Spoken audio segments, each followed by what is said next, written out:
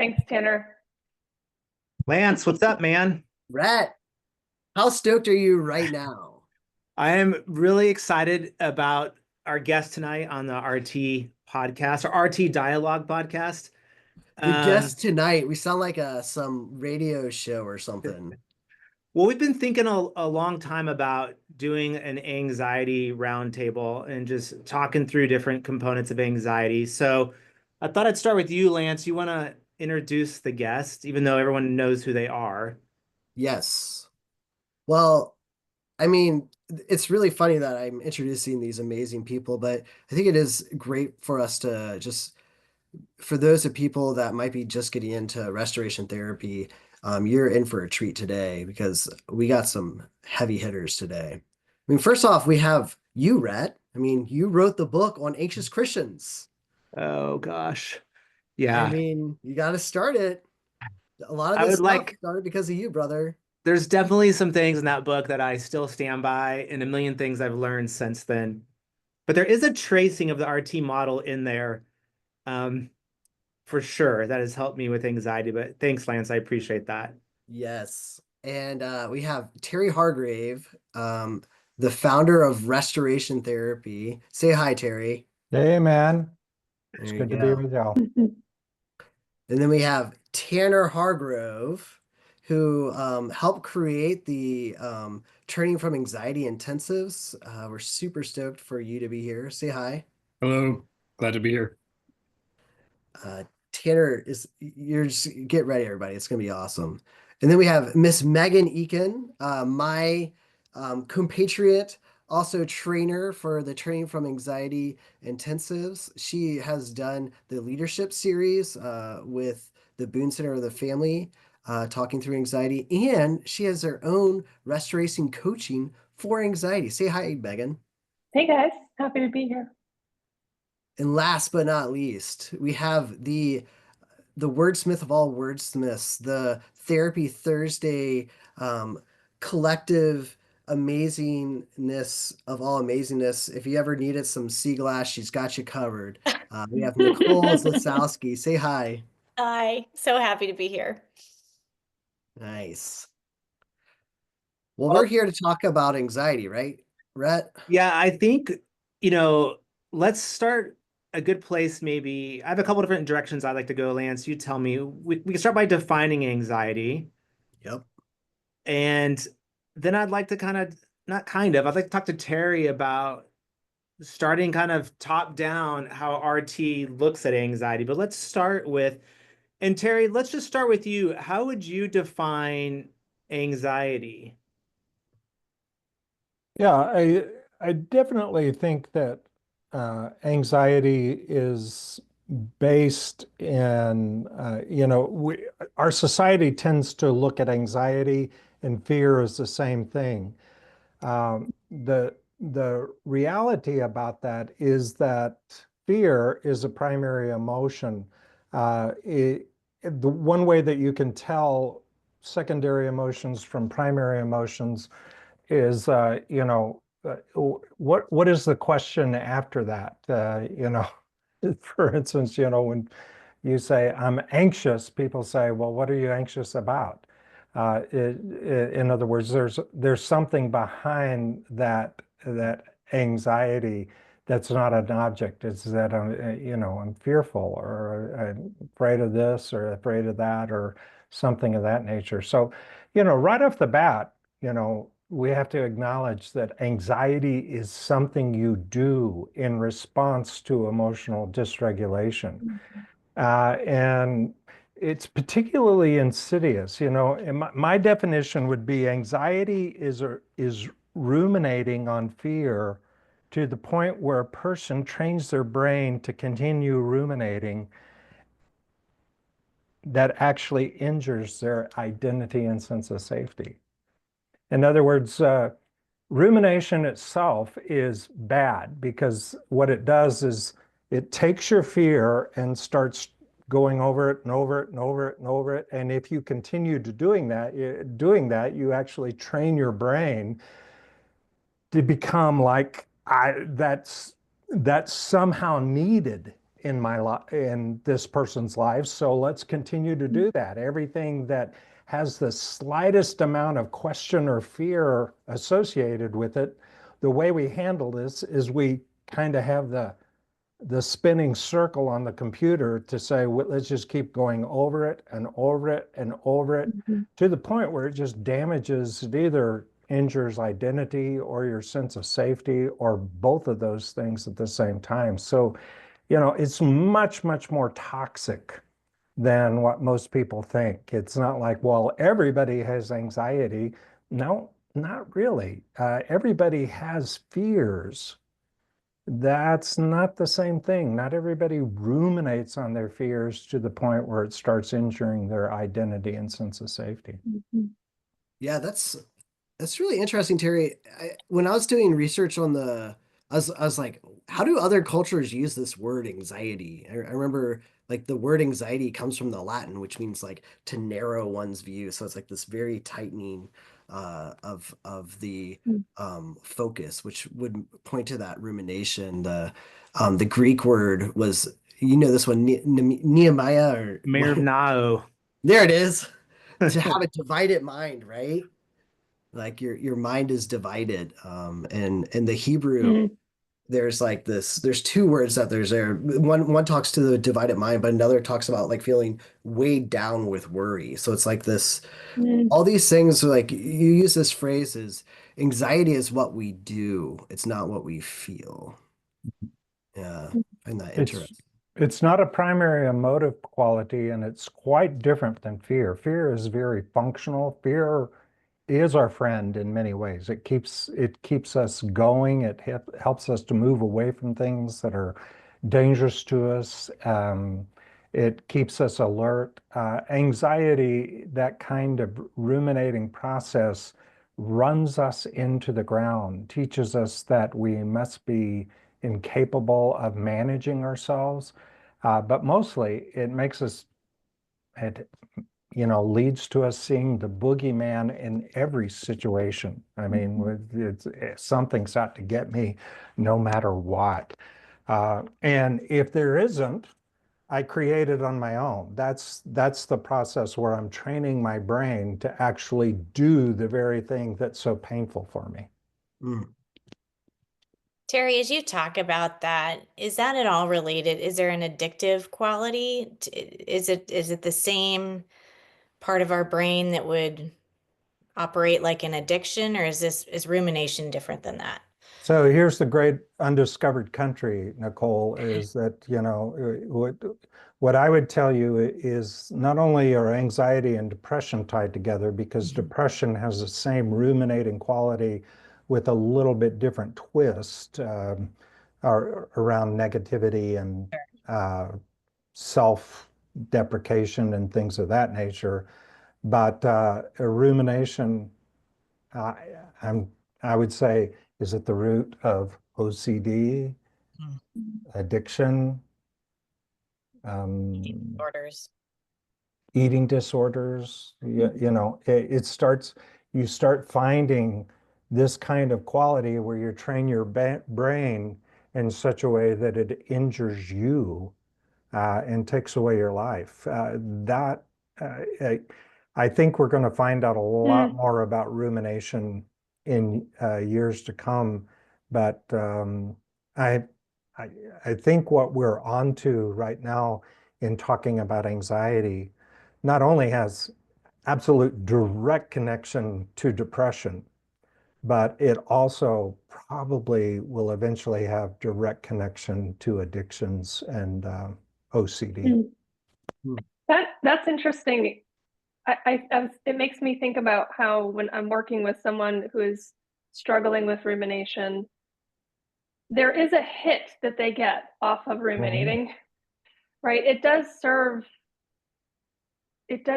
them in the immediate to take down the anxiety a beat or two. And there's other things that we can do with anxiety that can sort of serve as the hit, so to speak, if we're thinking about it in terms of addiction and the habit of it. I mean, it really does fall in my mind, the habit, the automaticness of it, and then also it feels good in this moment to think about it. It's completely destructive. It's not helpful, and it has long-term effects. When But I also, man, it I don't feels mean, good in the moment. Sorry, go ahead. right. And I Terry. also think part of what it does is it creates, I think that's part of what you're saying too, Terry and Megan, is that it creates almost not an alternate reality, but a sort of an alternate reality in which I don't really have to do anything, which is a lot of what we see with the addictive capabilities as well, is those addictions become escapes that put them into a place where responsibility isn't having to be taken. And then the anxiety is just doing it in a way that creates this whole other experience that essentially just says, I'm helpless here. I can't do anything about this. I'm stuck. I'm trapped over and over and over again as well. Really an interesting idea. Jeez. Have you Yeah. been experiencing this in the therapy room, Tanner? Yeah, And I what mean, have you noticed? I think that's part. I think this is all kind of falling into place for me now as we talk about this as a possible connection on some levels to ideas of like anxious, or I mean, addictive thoughts on some levels. And I'm thinking about it similarly to anger. I don't know that that's a direct correlation there, but it feels very similar to me on some levels. And I think I've seen it a lot, especially with adolescents and their families. They can take this anxious loop and then it becomes the identity through which they're seeing everything else. And so if it's a family system, there's this anxiety about what could happen to my kid or what is happening to my kid or how they could end up or not end up. And then as a result, it's causing me to see my kid in a different way, or the kid is taking that on. And then the kid or the adolescent or the emerging adult is even saying like, there's nothing I can do about this. I'm out of control. Life is just out to get me. This ship has already sailed. There's no way around these kinds of things. And so that as a result, it feels like at times, from my experience as the clinician in the room, you can feel like your hands are tied a little bit because they kind of hit you in every direction you try to go. And that's really when I start noticing, like, okay, I think we've got we don't necessarily have a behavioral issue. We've got an anxiety issue. And we really need to see if we can shift some of those perspectives out of that anxious thought loop, ruminating, to really start to be able to change some of the behaviors. And I think it's a toxic place to be, or it can be on some levels. Yeah. Why don't we get into maybe, Terry and Rhett? I know the two of y'all, like, and even Tanner, like, when you said 6 years ago, Terry, that y'all first started talking about how does restoration therapy kind of deal with this? Like, Yeah. yeah. So, you all know anxiety has been the last 40 years has just been out the wazoo in terms of increasing. I remember in 1996, a journal article that I read was saying the current normal level of anxiety in 1996 was described the hospitalized population in the mental health hospital in 1956. So, in other words, the normal person had the same level of anxiety that a hospitalized person had in 1956. By the time we went to Sharon and I went to Fuller and Pepperdine, there was this other statistic that at Pepperdine, the number of people going to the University Counseling Center for anxiety was 7 times the number that went for anxiety in the year 2000. So 2008 to 2000, from 2000, you have 7 times as many people seeking help for anxiety. So this is, and that's not even close to where we are now, 15, 16, 17 years later. So what you have in 2019, and we had Rhett speak on anxiety at one of the initial summits or dialogues or whatever we had back in 2015 or 2016. And we've always kind of been interested in that issue. But in 2019, Sharon and I got a call from the WindShape Foundation and saying, we have a lot of Chick-fil-A restaurant operators that are calling us saying, we need something for the young people that are working for us because they're just overwhelmed by anxiety. So what the vision was is, can you create an intensive type model that would address anxiety? And Sharon and I said, well, we're interested in that. We'll get back with you.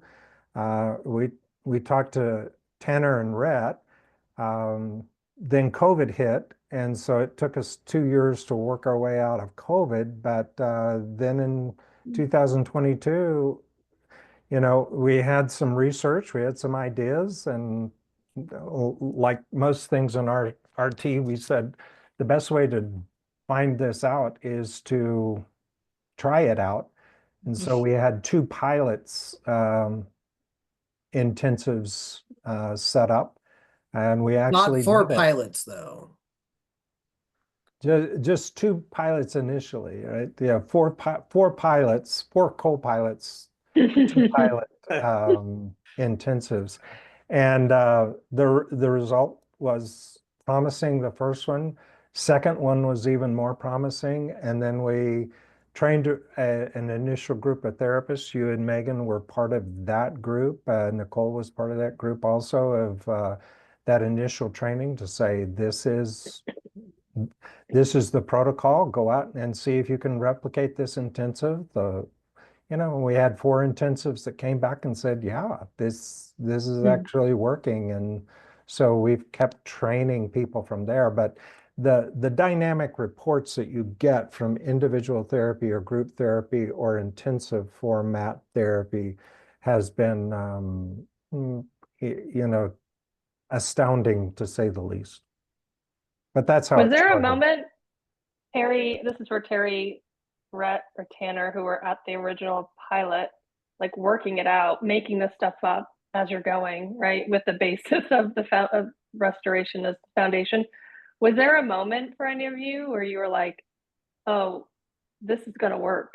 We got it in some way. Was there any moments where it felt like this is good?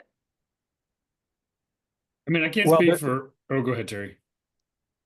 For me, there were 2 moments. The first moment was, do the 4 steps have anything to say to anxiety? And that first intensive was a lot of embodiment and work around that issue. And I think there was one of those moments also in the second intensive. I'm going to let you go, Tanner. Well, I mean, I think that I don't know how to say this without sounding pompous, but y'all tell me. I think we just knew it was going to work because we knew the demand and we knew the need was so great and growing that we knew, like, we all, and we'll talk about this a little bit later as we get into the conversation together, but we all have been impacted so heavily by RT. And so to see the influx of anxiety in our own practices and in the world in general, we just knew, like, this is a perfect antidote to what we're seeing rise here. And we knew that with the connections that we all had and the work that we were all doing, that we were going to be able to make it work. And we also knew from the marriage intensive experiences that we had seen positive results there. And that was the research that was feeding into the impact that intensive based therapies could have. And so we just kind of saw all of those, stars really just kind of aligned that said, like, we feel fairly confident that this is going to be a success and that clients are going to feel an impact by this, because we took all of the most powerful dynamics of not only the RT process, but all of the embodiment, all of the experiential pieces and the intensive models, and we tried to move them all into one. And so we just kind of knew, like, let's just take all of these really positively efficacious experiences and try to get them all in the same place around this specific cultural like area of need. And we were like, yeah, we're going to hit this out of the park. We got the recipe. This is the recipe felt like it was going to work. Yeah. That's And so cool. of course we've tweaked it, and it continues to get tweaked as it will, but it just felt like we were onto something.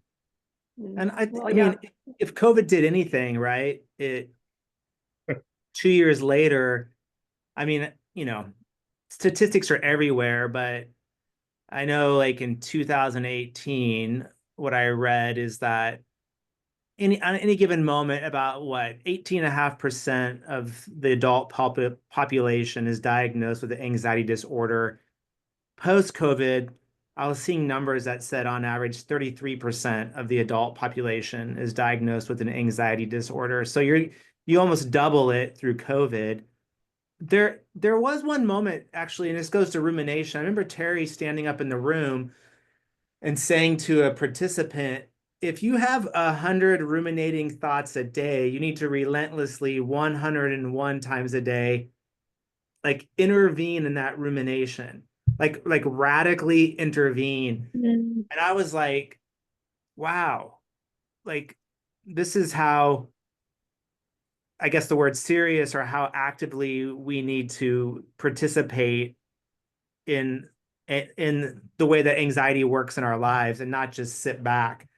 Mhm. And even since then, Terry, like I've even seen an increase I would say in the last 6 months to a year, like the word rumination is just, it seems like, and I don't know, I'm sure social media plays in a lot to this as well, but just the ruminating thoughts, it just seems to be even more important today, Yeah. than even a couple years ago.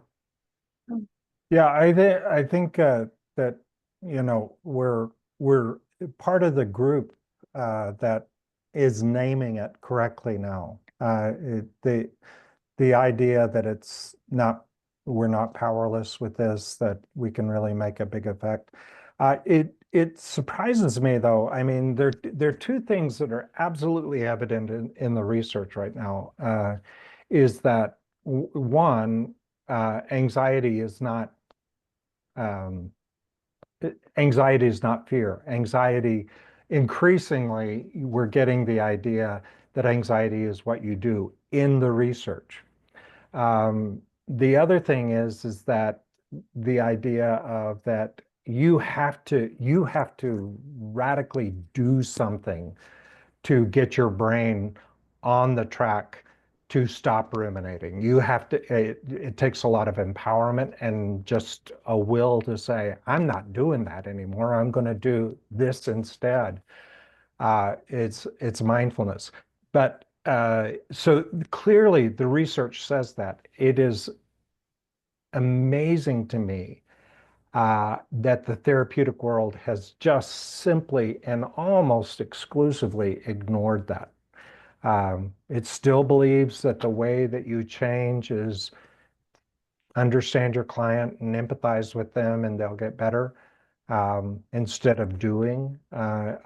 Also, the idea that anxiety is a feeling. I mean, the number one question in 2019 that people treated anxiety with their clients was, tell me about your anxiety, or what are you anxious about? And so they would go through this laborious explanation through 20 weeks of therapy.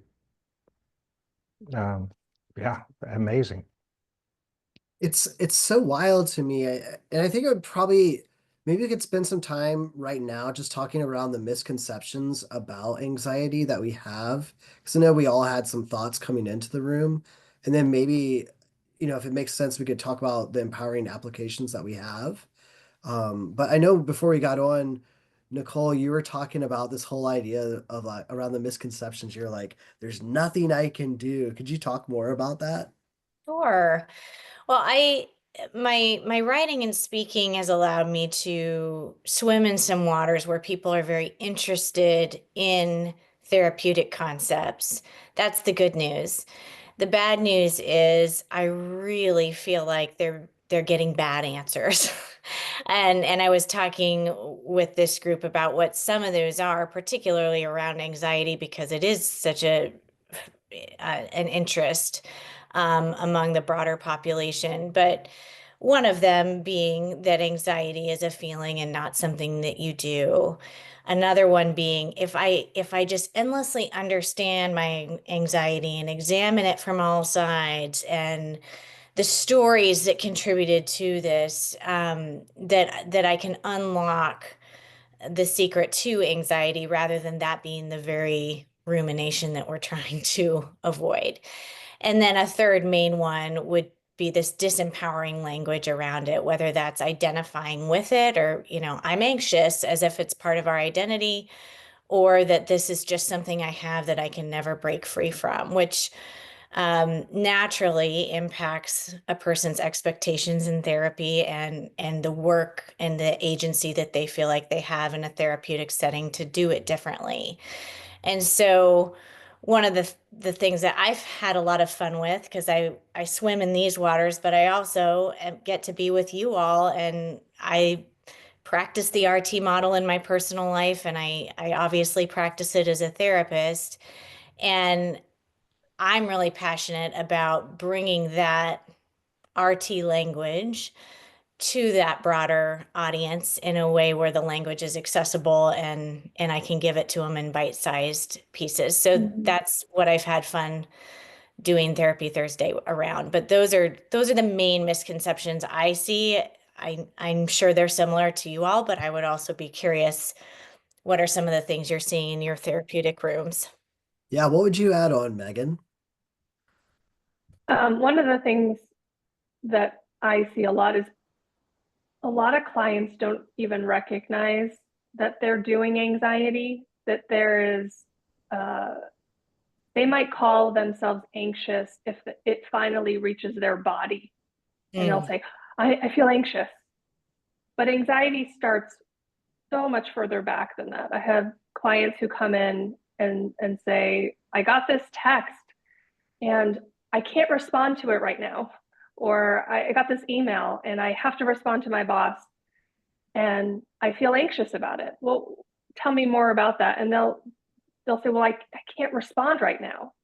And what they would have done is they would have probably done some other behavior to cope with that underlying feeling of probably out of control or overwhelmed or some message of unsafe or unloved, right? But they don't associate any of these other behaviors like people pleasing or ruminating thoughts. We keep saying ruminating thoughts as an anxious thing. A lot of people don't know that ruminating is what they're doing, and that they're doing is anxiety. They would just say, I'm thinking a lot. So it's so powerful. I once gave a sheet, my coping sheet for my anxiety program and my coaching program is specifically to anxiety. And I break down the coping with what happens in your body, what happens in your brain, what happens in your behavior. And I get really specific and I hand this over to my anxious clients. And they literally will be like, are you reading my journal? Like, this is all these things, but wait, these are all things that are anxious? Like, these are all my anxious coping? Yes. It doesn't just mean you feel that frenetic energy sometimes. Racing. It's a lot of, there's a lot of things, like the way you're thinking about something, that's not, the good news is it's not you. Yeah. It's not you. It's your anxiety. And it's the thing that you're doing. So I get super excited and passionate about helping people recognize how and what anxiety is, what they're doing with their anxiety in their life. I think a lot of people don't recognize how much anxiety, how many things are anxious coping. The other thing I think is there is, for sure, I don't know what it is, if it's since 2020 or since we've become really comfortable in the mental health space in a good way, but a lot of people really like to identify as anxious. I'm seeing this a lot in the younger population. People in leadership in churches are talking about my congregation.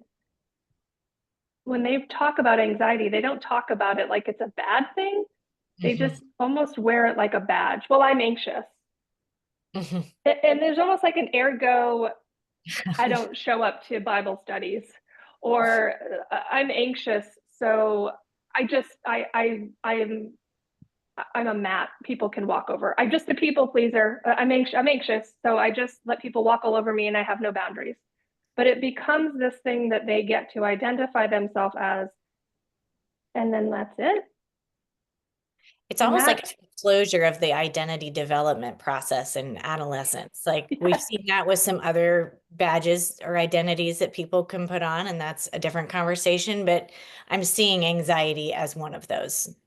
Yes, identity development foreclosure. You that's know, a really if you interesting put idea. Yeah, on your forehead. totally.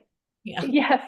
Yeah. So that, I mean, we could talk for an hour about what's problematic about that, but I think that's But that's an something. interesting misconception to point out. I appreciate that.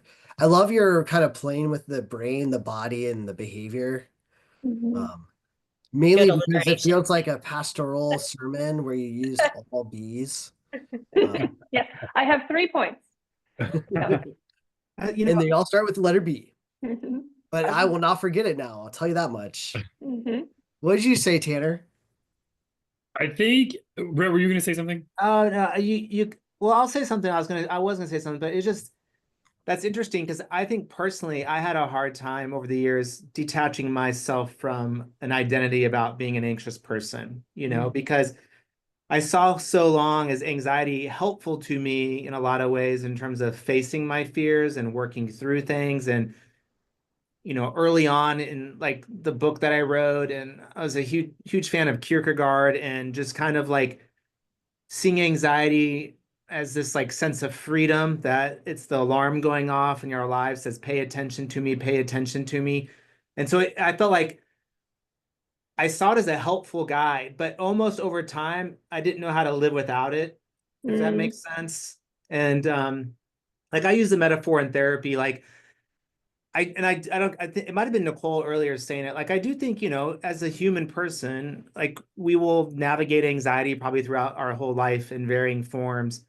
Um, and that's okay. It's a part of being human. But it's one thing for me to attach my identity to. It's another thing where it's buckled up in the back seat, and I know it's there. It's a part of my life, but it's not driving my life, I guess. I'm not overly identified with it.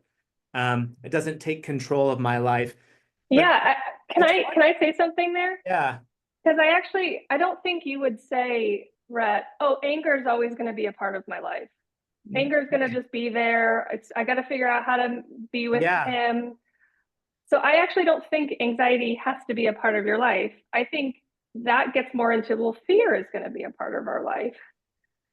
Yeah, Fear is there to protect me. Fear is there to say, oh, this road is really busy. Look both ways. Make sure I cross in the crosswalk. Like, and I think that might be semantics of how we hold that word. And I can hear that like there was a transition for you thinking about anxiety. But I yeah, think that's an important distinction, because how we have all started thinking about how you define anxiety isn't something that we would say has to be with us. I don't know. You guys, I want other people to speak to that, but let me say one thing. Yeah, I think I was thinking more like Lisa D'Amour, who I really like, or we had talked about Ethan Kross's book Shift back here. The idea that good mental health is not the absence of depression or anxiety or having good mental health is one's ability to navigate emotions when they come apart through our lives. And so it's not that I think I want to hang on to anxiety, in my life, but I want to know that I can still be in good mental health even though I have anxiety. It's what I choose to do with that anxiety, if that makes sense. And I think for a long time I was just like, yeah. anyways, Yeah, that goes down a does whole make other sense. rabbit hole, but No, it I is think a that does hard make sense. thing to detach Probably yourself from. probably Mhm. depends on what your pain cycle Yeah. is as well. Because Mhm. like Megan, your anger example, we don't talk about it in the same way. And I appreciate your point on that, because I think it goes back to how easy it is for us to pick that up and identify or speak about it in a disempowering way. Mhm. And if anger is a part of your pain cycle, we know that our pain cycle we don't eradicate it from our lives. Right. We do get better at working with it. Right. And if we're diligent about that, which I appreciate as well. No, I think that helps me, that you're articulating the point better than I did, that it's not like my struggle to withdraw and disengage is never going away. Like Right. that is always going to be in the back seat. Unfortunately. Unfortunately, like that is going to be with me, but I think to what you're saying is like, I can choose. Yeah. what to do with that anger or with my withdrawal, or in this case, I can choose what to do when anxiety does show up. And that's the exciting part. Tanner, Did you have more? sorry, go ahead. Go ahead. Did you have more to say about that, Rhett? Or were you? No, I think that's good. I think I guess that's a whole other conversation. You know, I think part of being human is that we struggle in life and we'll have anxiety and depression at different times, but then that's a whole other thing to attach your identity to it.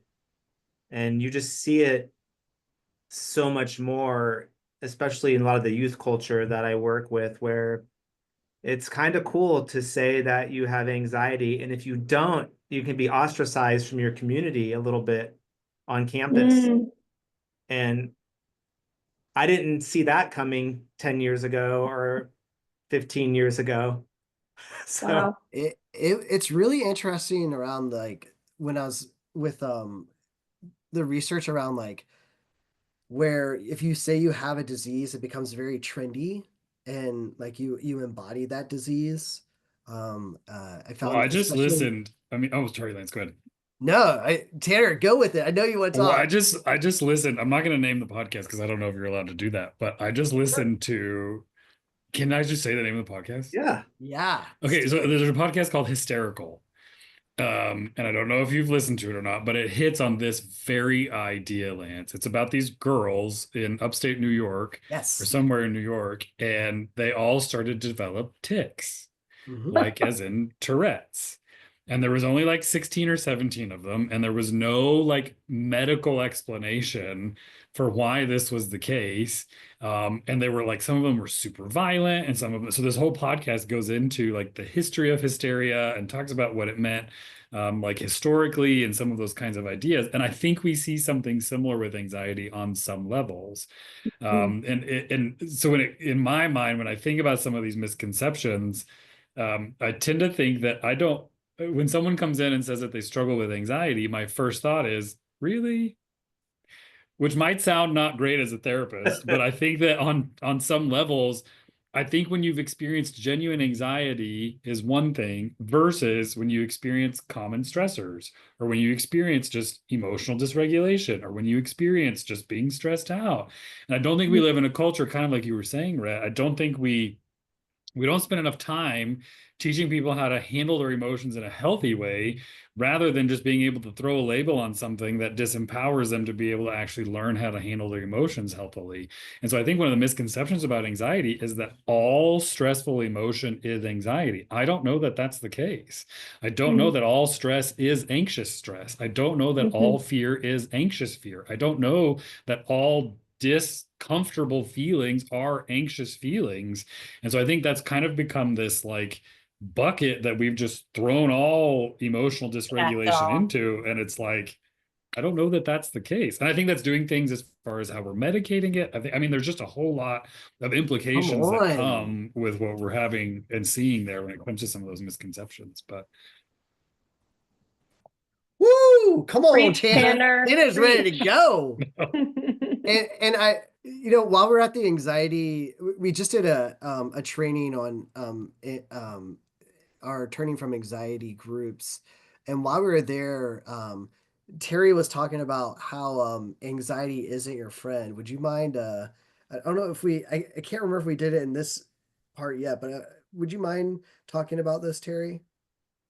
Yeah, we particularly in the therapeutic community, we tend to try to be so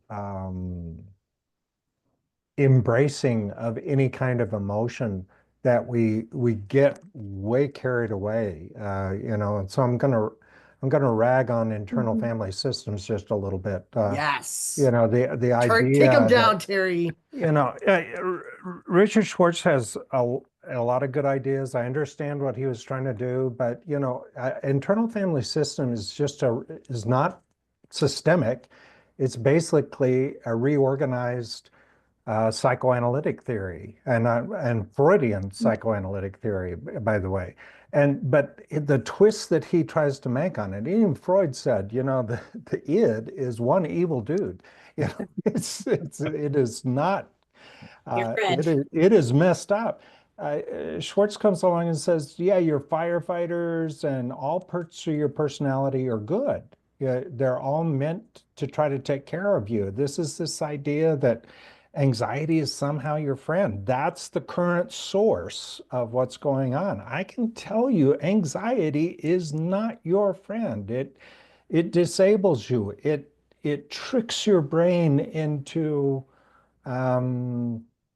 all sorts of issues. It's like saying drinking too much is your friend, you know?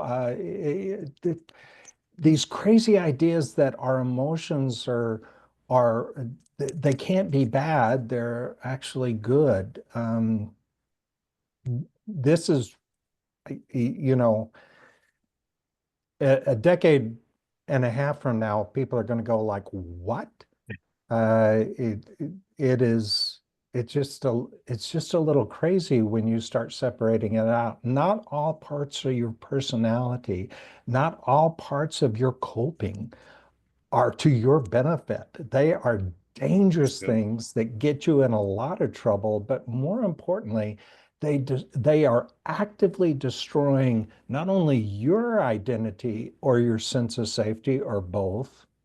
They get into relationships where you're actively destroying somebody else's identity, sense of safety, or both. That is toxic and it's bad. And so in restoration therapy, I'm very proud to say we're naming things as bad.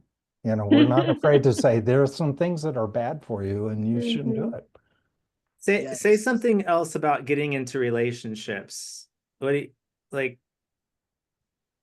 In the Well, destructive. anytime I'm emotionally dysregulated and start coping, Yeah. I am by definition, I can tell you because I'm the guy that wrote the definitions, right?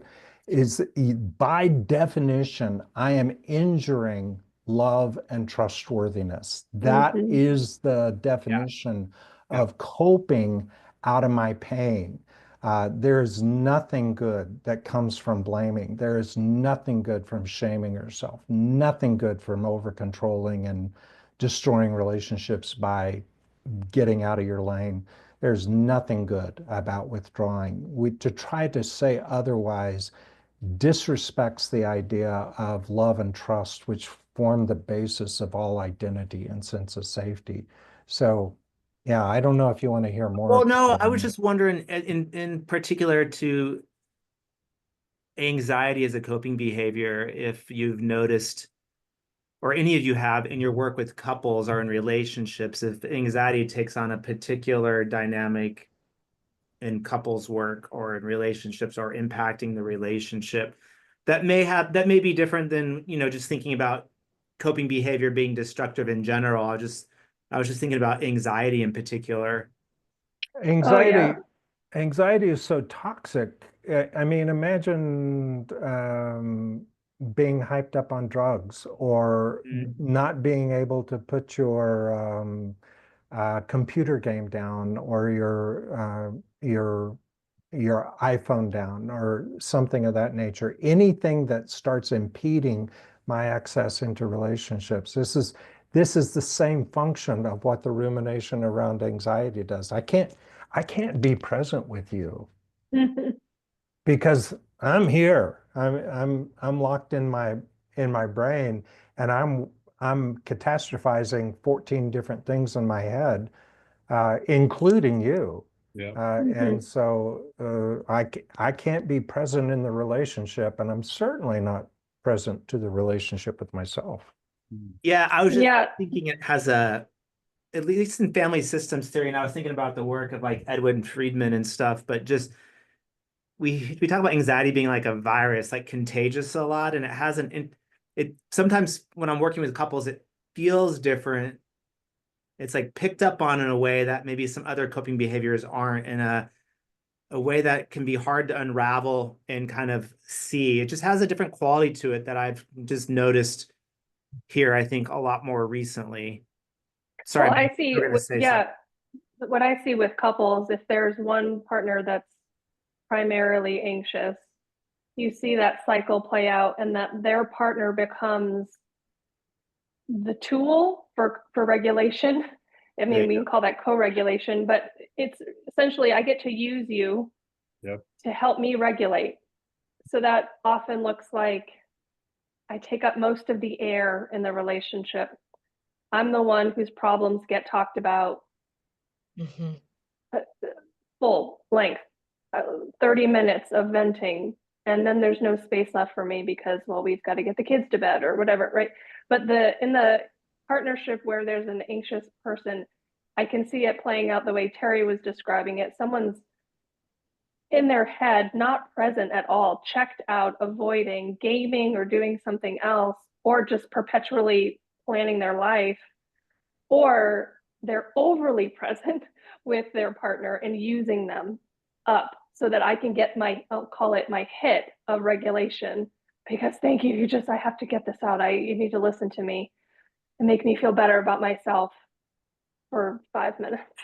Right. And then I'll go right back into that same dialogue again and talk about I will go back to it in my head once you're gone, or I'll feel a little better until I go back to work and I'm still dealing with the same anxiety that I deal with the next day. It's not actually functioning. So you get that dynamic where that person, the other party, gets squeezed, and they have their own coping, right? They're going to do that forms the cycle, which we could talk about. But I see anxiety play out a lot in that dynamic. Yeah. I think the big thing for me when I was doing the reading for my dissertation and stuff was just recognizing the damage that we've done in therapy. That like where we have spent session after session after session talking about someone's anxiety and what's going on with their anxiety, and going over and over and over again about their anxiety, causing more anxiety. And not really alleviating the anxiety. I read this one study that talked about that Bob Newhart was right. Stop. He said, "Stop it." Stop it. And we do not, this idea around regression and all this other stuff, like, we're not going to do that, because that would be the argument that I'm sure there's probably people listening to this that are saying, well, if you don't think about it, then they're going to be regressing these thoughts and then things are going to go sideways. Well, the research is showing that if you stop thinking about the thing that's making you crazy, you become less crazy. Who would have? And I think I would like to move our conversation because I think we could talk about the problem forever. But what we're most excited about is what we're discovering in the therapy room around stop, turn, slow, the use of mindfulness, how the 4 steps flows into shifting ourselves from this person that's identifying ourselves with our coping behavior to recognizing who we really are. And I just like to be able to allow each person to maybe talk about what they're finding to be powerful in the therapy room as they use restoration therapy to help people that are anxious. Who would like to start us? I think Nicole's looking like she's got something. Oh. I was thinking Nicole too. Yeah. I mean, one thing that's been amazing to me, both personally and as a therapist, is how much getting on your feet and taking a physical posture against whatever that ruminating thought is, and the tenaciousness and the repetition that you have to have, which we touched on a little bit earlier. I forget who said it, but if you've got 100 intrusive thoughts or entries of rumination, you've got to be tenaciously getting that after that 101 times. And maybe that came up in the last turning from anxiety training, but I think that would be my biggest takeaway, which would be consistent through the 4 steps and through stop, turn, slow, is just we got to get on our feet and take a physical posture. Yes, stand them up. Good. Stand them up, even if you don't know what you're gonna do. And Nicole, I can imagine you getting really tenacious with this. I Yeah. am. Because I know what it takes for myself. If this is not an easy plant to uproot. Mhm. So, I know what it takes for myself, thank goodness. And so I want to give that same gift, give the opportunity for my clients to give themselves that gift. I'll say it that way. Megan, this thing really wants to talk to you. I can see your face keeps lighting up. The Zoom has highlighted me. I would say I really think there is a lot of movement when we give our clients the ability to focus on one thing. And I think the index card intervention that we do at the Turning from Anxiety retreat, and subsequently I just did one today with a client, is so powerful. And there are so many interventions within that intervention. Being able to label on 5, 7, 10 index cards, here are the things that I'm anxious about right now. And then the ability, the moment where they get to go and decide what they're not going to work on is almost my favorite part, because you can see the prioritization, and almost like we can say, oh, we can put this on the shelf. I Yeah. don't need to ruminate about this. And they actually have really interesting thoughts about this. You did this, Lance, 2 days ago when we were in Georgia. Like, you're like, yeah, this Man, one. You had a every time pretty I do this good. stupid intervention, It was pretty.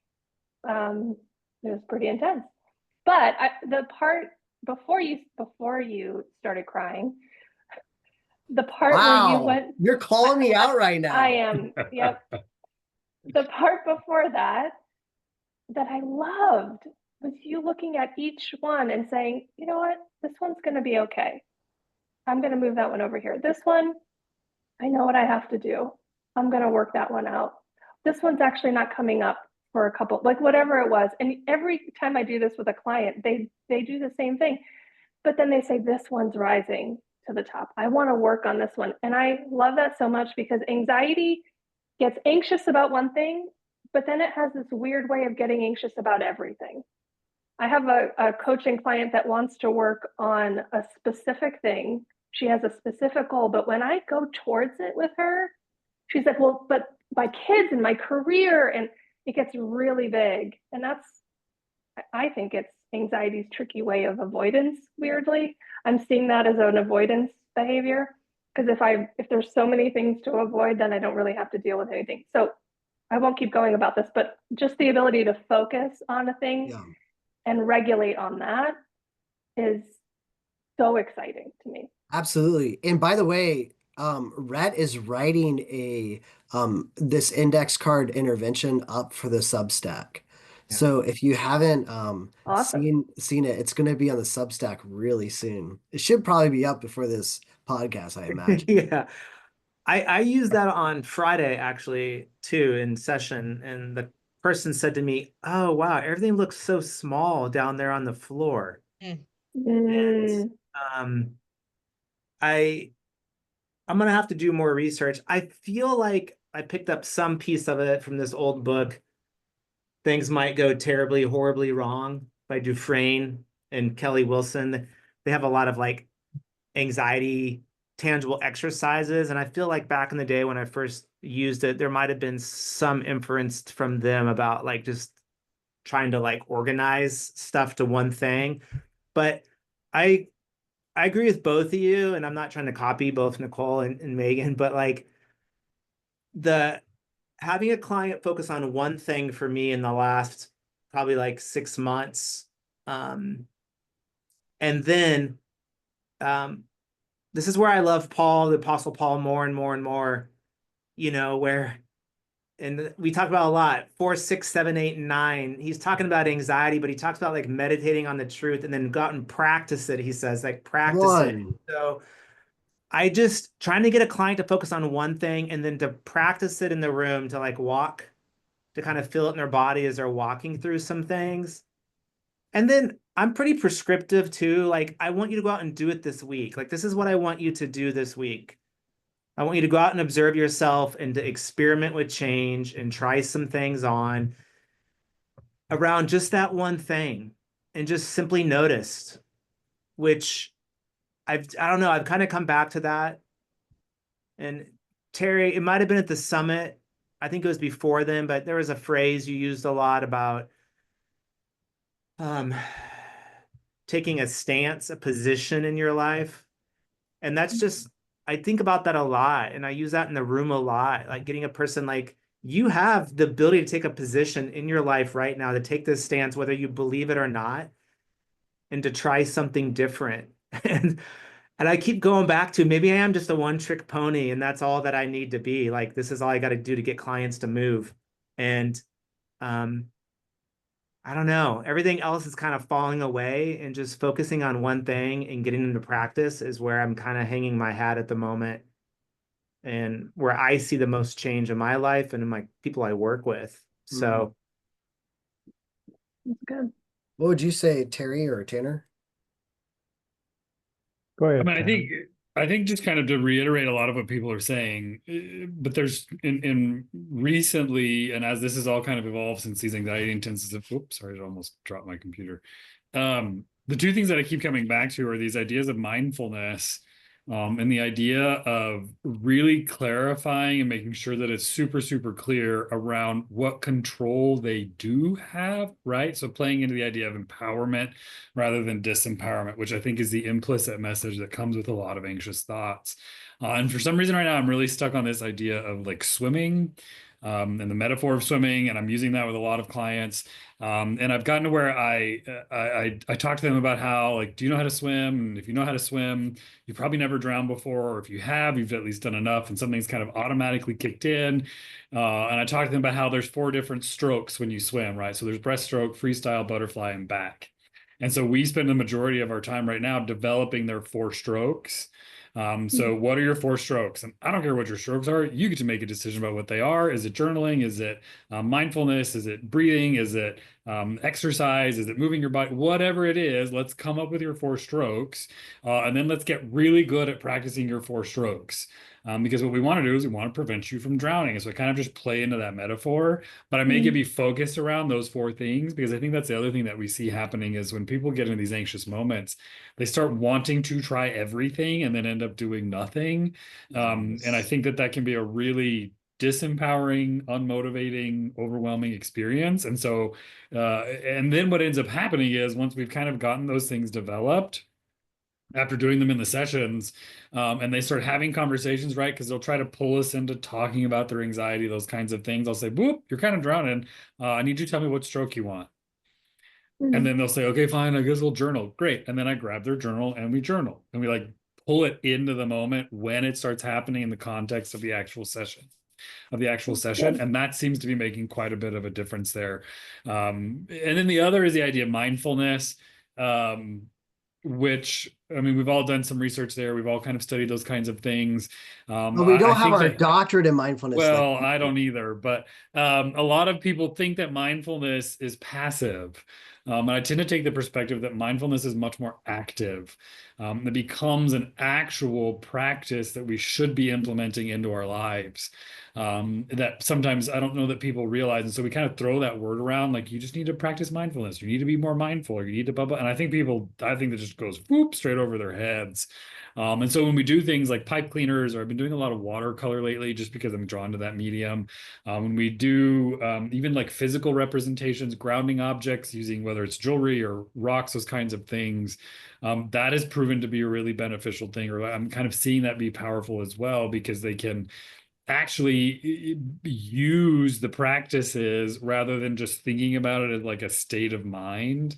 And I think you combine all of that, like, let me land this plane. You combine all of those things, to tap into the truths, right? This is where it connects to the 4 steps for me, is because my whole goal is I want them to be able to know how to target their anxiety, but I also want them to be more grounded in truth and to be able to live out of that place.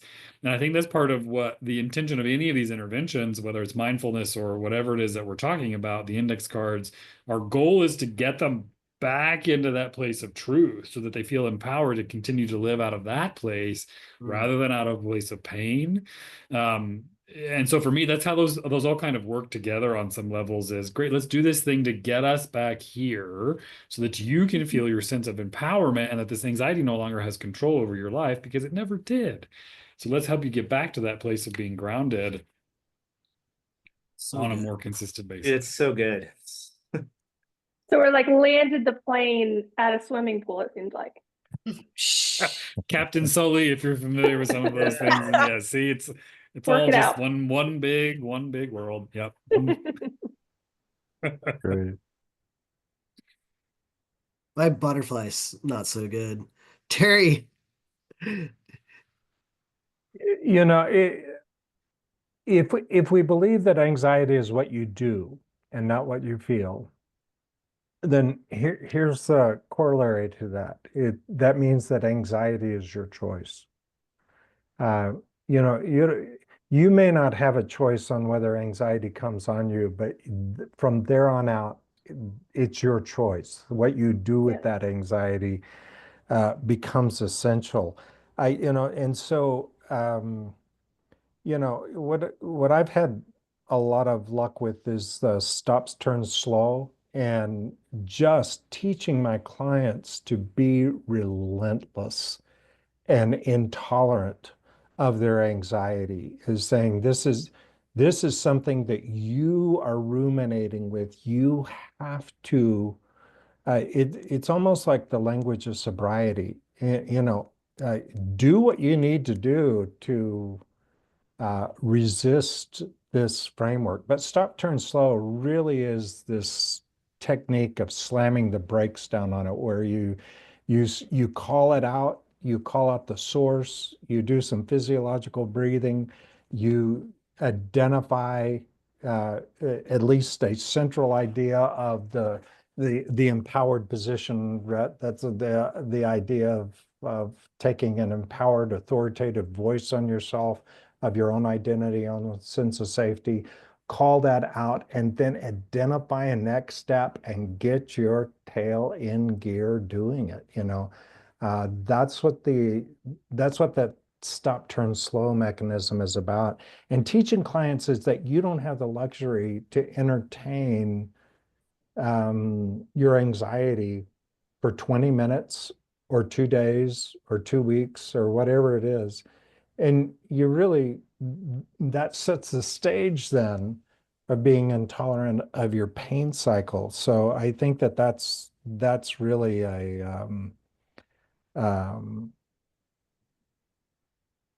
you know, an essential element in getting people to understand how I make a different choice at the point of impact. I think also, you know, this next step idea is really key.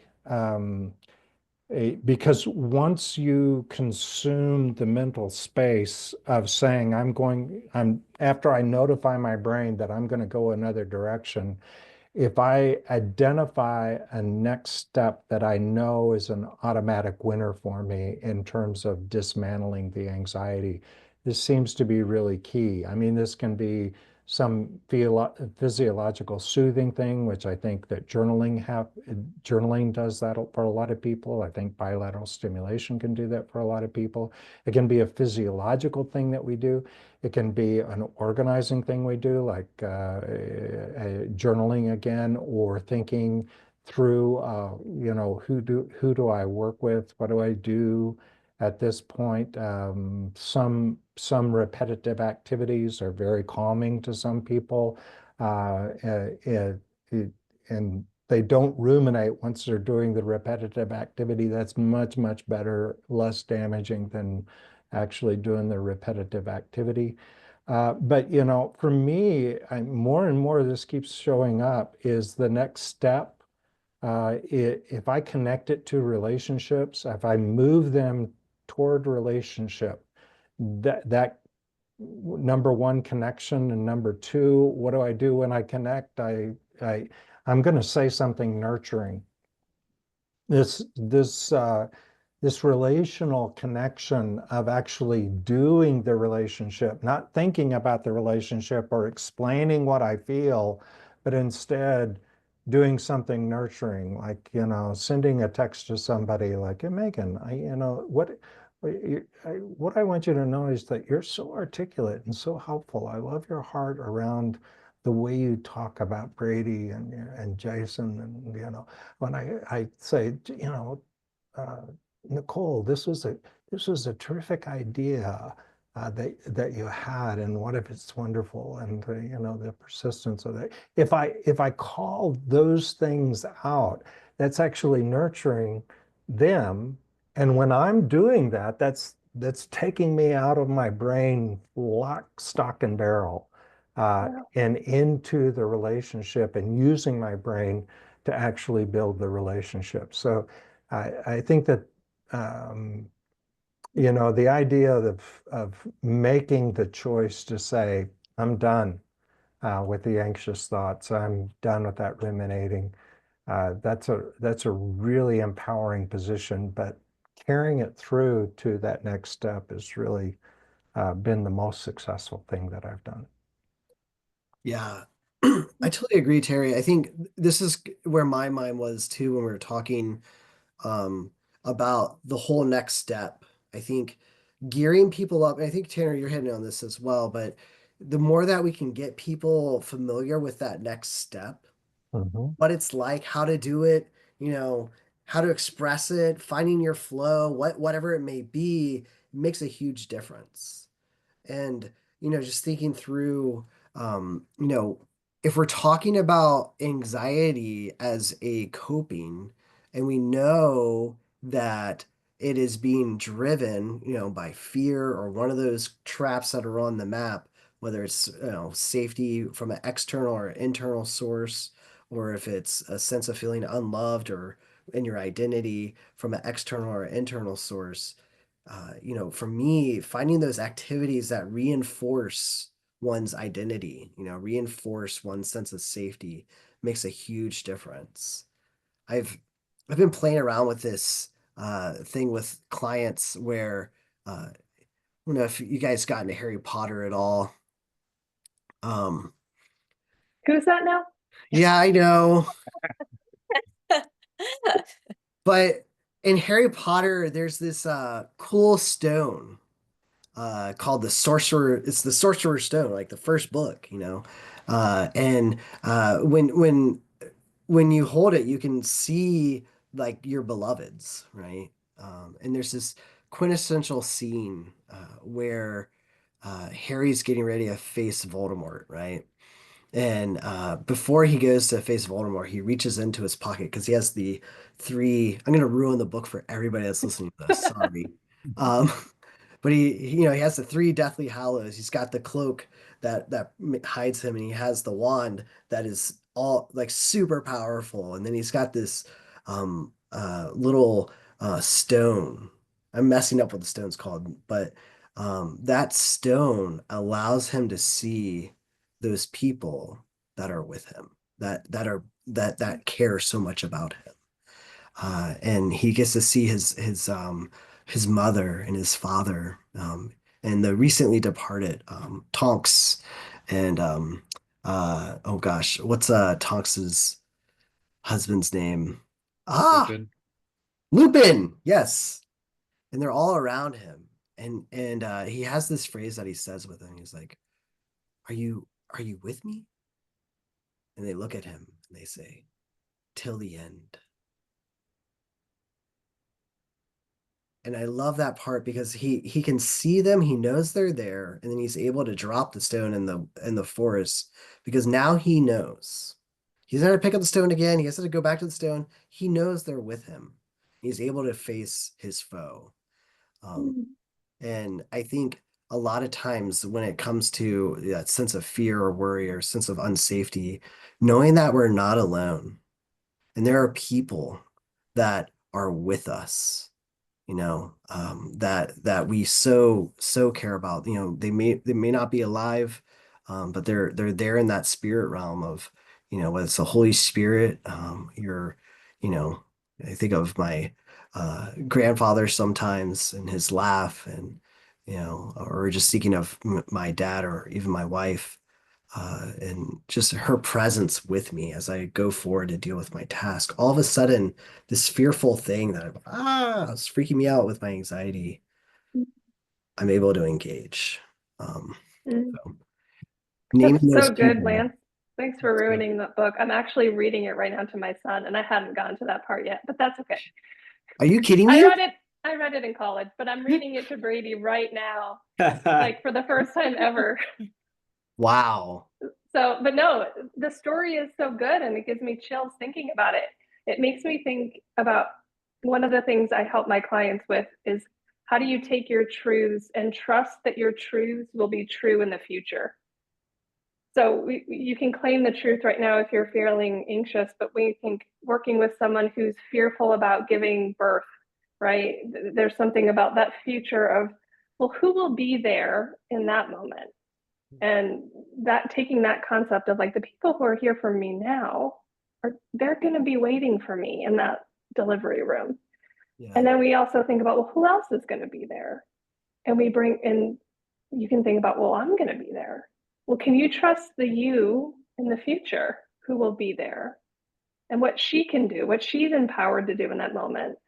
So I think that just you describing that made me think about, man, that is so helpful in the moment going into your own Voldemort or Yeah. the things Or that giving anxiety birth. likes, What's or the giving birth, difference? or whatever is in your future. Yeah, there's probably a lot of parallels. But just the idea of a future, right? Anxiety likes to think about the future and tell you it's going to be really bad, and I don't know. Yes. Good. Yeah. So, man, this is such a great discussion. Rhett, what's going on in Rhett, I can see in Oh. your heart, you're like in heaven right now, aren't you? No, yeah, this is like helpful. I was messaging Tanner and I was just saying like, this is the importance of meeting and like being around people in a practicing model and group, because it's the only way to like continue to expand the boundaries and push your own edges in terms of your own growth. And I'm sitting here listening to a lot of people talk and I'm like, oh, that's an interesting way to look at anxiety. I haven't thought about that. And I feel like I'm one who talks about anxiety a lot, but there's so many other like things that I just don't know about anxiety that is really helpful to like hear everybody's perspective. And again, I think it's just why I appreciate this community so much, because you know, I'm convicted by the fact that I'm going to speak for myself, but as a group, we just as a community got to just continue to be better therapists and do better and better work. And the only way to do that, I think, is to be around people who also want to do that. And it's just so easy to coast the rest of your life as a therapist and not have to really grow or be a part of a community or do anything. And so I know I'm just thankful for all of you and, Terry, for you teaching us initially that anxiety is something that we do. That's had a profound impact on, I know, all of our lives. So I know that's what I was thinking. Terry's one of those people I take in the room with me. Yeah. Because he said he tells all of us, go be the best therapist in the world. And he really means it. He's not even kidding around. He's like, go be the best therapist in the world. Like, there's no challenge. No, you go do that. Yeah. Yep. Well, Lance, if it's cool with you, I think this is a good place to end for tonight. I think there's a lot of good stuff that we've covered. Yeah. Before we end, I wanted to name the resources that are, or do you want to just put them in the notes? Well, we can do both. Okay. Go ahead. So let's name the stuff that we have coming up. We have Meghan has 2 things that I know of, right? You have you have a Turning from Anxiety happening soon for women of faith. Yeah, That's and happening Julian. here Yep, and Julian. Yeah, San Diego County, and it's, I think, June 18th, 2.5 day for women of faith, and there's still space. So check that out. then, That'll be on the Turning from yeah. Anxiety website. Yep. And then you also have your restoration coaching where you have a track for people that are specifically dealing with anxiety. Yeah. And we talked about this in the other one, but it's just good to name it now. Yep. Yeah, it's a 6-week or 12-week program, and it's weekly sessions with me, and then homework and videos outside of that to really jump in deep and hammer out your anxiety, work on it. Yes. Nicole, I know you have, I find your What If It's Wonderful book to be absolutely amazing for helping with anxiety, because I feel like you hit a lot of great things, like with awe, it's really powerful. So your savoring technique, and there's a few other things that you hit on, but is there anything else you want us to know about? No, that would be the main resource. I do have a Bible study Got a new book on out, Thursday. Daring Yeah, Joy.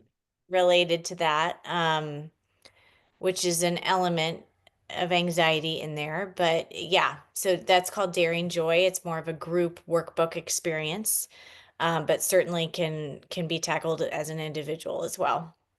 Which of those Bible characters do you think was carrying the most anxiety that you wrote about? Probably Sarah. Sarah? Yeah. Oh, It goes man. through 6 women in the Bible. That's so cool. Tanner, anything for you coming up that we should know about? I don't think so. I'm just teaching classes and working intensives. That's pretty much it. Okay. Well, you have a bunch, the Hideaway intensives. These are important for people to know about if you're a therapist. One here, Tanner is, what is your title for the Hideaway Foundation? I think they call me clinical what- director. Clinical Director, Tanner Hargrove, Dr. Tanner Hargrove. Not to be confused with Dr. Terry Hargrave. Correct. Terry- Even though we do share the same initials. We do. Even the D? Both our initials are Even the D. TDH. Oh, wow. even the D. Wow. Yeah. Terry, do you have anything that you would like to tell us about that you have coming up? You know, it's always something, you know, so I think that most of my work is in the thought process, but it does produce fruit every now and again. One of those is The Mindful Marriage with Ron and Nan Deal. They're the primary authors on that book. Basically, RT in a nutshell. Rhett is currently kind of working his way and feeling his way around Yes. the idea of putting down what the RT group has done in terms of anxiety into a book. I think for myself, you know, what I'm concentrating on primarily is to refrain from teaching as much as I can on a full-time basis, and you know, spend more time encouraging people like you and your listeners, and saying you can do this stuff. So yeah. By the way, Mindful Marriage, if you have not read it yet, you need to get it. It is such a great book. It's Oh, like good. I mean, I put it like when it comes to marriage books, I call it the one. Just It get is. it, right? I mean, I think there's probably maybe one other one that might be in contention of oh gosh, what's his name? We're not gonna talk about him. I prefer Terry's book, just because I prefer Terry's theology versus the other person's theology that's on my mind when it comes to gender roles. But that's just me. Well, and I think you guys have probably said this on the podcast already, but this came up at the Turning from Anxiety training we just did, Lance. People were saying, oh, I finally have a book that I can give to my clients that articulates the pain and peace cycle in a way, or I finally have a book I can give to my a friend, right? Like that this is Yeah. that Mindful Marriage is a book that is for everyone and anyone. And it's a great resource for the clinicians out there or coaches out there that are looking for material that people can just immediately apply.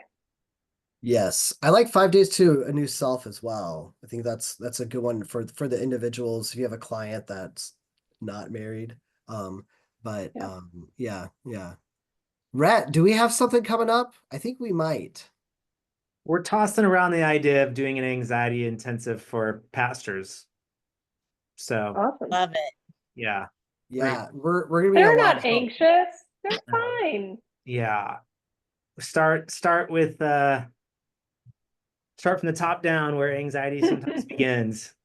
That's awesome. So yeah, we'll keep everybody informed of that, but lots of exciting stuff, and we'll put all this information like in the show notes, and that's it, man. I really appreciate all of you. You all mean a lot to me. Learn not just a ton from you about anxiety, but just my own personal life. So thanks for taking the time tonight. Thanks, Lance, for directing this craziness. Man, when you're in a room of so many amazing people, this is hard. I mean, I feel like we could just hang out with any one of them, but to have the conglomeration and collaboration of this whole flow is so great. So I so love all you guys, and thank you so much for being on.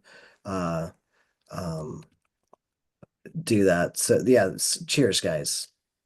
Everyone have a good night. Thanks, y'all. Thank you. All right, take care. Bye-bye.